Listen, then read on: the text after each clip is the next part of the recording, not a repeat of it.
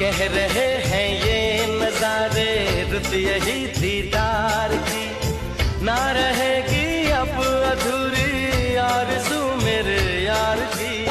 बुलबुला रे बुलबुला मुझको बाहों में सुला, खो के मेरी आशिकी में सारी दुनिया